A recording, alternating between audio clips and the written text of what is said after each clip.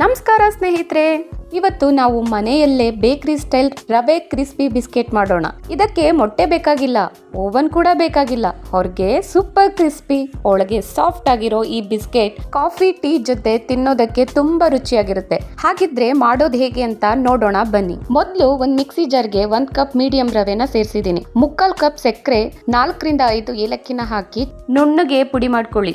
ಇಷ್ಟು ಪೌಡರ್ ಆದ್ರೆ ಸಾಕಾಗುತ್ತೆ. ಪುಡಿ ಮಾಡಿರುವಂತಹ ರವೆ ಮಿಶ್ರಣನ ಒಂದು ಬೌಲ್ಗೆ ಸೇರಿಸ್ಕೊಂಡು 1 ಪಿಂಚ್ ಉಪ್ಪನ್ನ ಸೇರಿಸ್ಕೊಳ್ಳಿ, 1 ಪಿಂಚ್ ಬೇಕಿಂಗ್ ಸೋಡಾ ಸೇರಿಸ್ಕೊಳ್ಳಿ, 1 ಟೇಬಲ್ ಸ್ಪೂನ್ ಸೋಂಪನ್ನ ಸೇರಿಸಿ, ಅರ್ಧ ಕಪ್ ಡೆಸಿಕೇಟೆಡ್ ಕೊಬ್ಬರಿ ಪುಡಿನ ಹಾಕೊಳ್ತಾ ಇದ್ದೀನಿ. 1 ಕಪ್ ಮೈದಾ ಹಿಟ್ಟನ್ನ ಸೇರಿಸಿ, 2 ರಿಂದ 3 ಟೇಬಲ್ ಸ್ಪೂನ್ ತುಪ್ಪನ ಸೇರಿಸಿ ಕೈಯಿಂದ ಚೆನ್ನಾಗಿ ಮಿಕ್ಸ್ ಮಾಡ್ಕೊಳ್ಳಿ. ತುಪ್ಪ ಎಲ್ಲ ಹಿಟ್ಟಿಗೆ ಸಮವಾಗಿ ಹೋದ್ರೆ ಬಿಸ್ಕೆಟ್ ರುಚಿ ಮತ್ತು ಟೆಕ್ಸ್ಚರ್ ಎರಡೂ ಕೂಡ ತುಂಬಾ ಚೆನ್ನಾಗಿ ಬರುತ್ತೆ. ಹಿಟ್ಟನ್ನ ಚೆನ್ನಾಗಿ ಕಲ್ಸ್ಕೊಂಡ್ಮೇಲೆ ಈ ತರ ಹಿಟ್ಟು ಉಂಡೆ ಕಟ್ಟೋ ತರ ಇದ್ರೆ ಸಾಕಾಗುತ್ತೆ. ಈಗ ರೂಮ್ ಟೆಂಪರೇಚರ್ ನಲ್ಲಿರುವಂತಹ ಹಾಲ್ನ ಸೇರಿಸಿ ಚೆನ್ನಾಗಿ ಕಲ್ಸ್ಕೊಳ್ತಾ ಇದ್ದೀನಿ. ಇಲ್ಲೊಂದು ಚಿಕ್ಕ ಟಿಪ್ ನ ಹೇಳ್ತೀನಿ ಫ್ರೆಂಡ್ಸ್, ಹಾಲ್ನ ಬಿಸಿ ಇರುವಾಗ್ಲೇ ಸೇರಿಸಬೇಡಿ. ಸಂಪೂರ್ಣವಾಗಿ ತಣ್ಣಗಾದ ಹಾಲನ್ನೇ ಬಳಸಿದ್ರೆ ಹಿಟ್ಟು ತುಂಬಾ ಸಾಫ್ಟ್ ಆಗಿ ಬರುತ್ತೆ, ಮತ್ತೆ ಬಿಸ್ಕೆಟ್ ಕೂಡ ಕ್ರಿಸ್ಪಿಯಾಗಿ ಬರುತ್ತೆ. ಹಿಟ್ಟನ್ನ ಚಪಾತಿ ಹಿಟ್ಟಿನಂತೆ ಜಾಸ್ತಿ ನಾದಬೇಡಿ, ಕೈಯಿಂದ ನಿಧಾನವಾಗಿ ಕಲ್ಸ್ಕೊಂಡ್ರೆ ಸಾಕಾಗುತ್ತೆ. ಈಗ ಅರ್ಧ ಗಂಟೆ ರೆಸ್ಟ್ ಮಾಡಕ್ಕೆ ಬಿಟ್ಟಿದ್ದೀನಿ. 30 ನಿಮಿಷದ ನಂತರ 1 ಟೇಬಲ್ ಸ್ಪೂನ್ ಬಿಳಿ ಎಳ್ಳನ್ನ ಸೇರಿಸ್ಕೊಂಡು ಮತ್ತೊಮ್ಮೆ ಚೆನ್ನಾಗಿ ಕಲ್ಸ್ಕೊಳ್ಳಿ. ಈಗ ಚಿಕ್ಕ ಚಿಕ್ಕ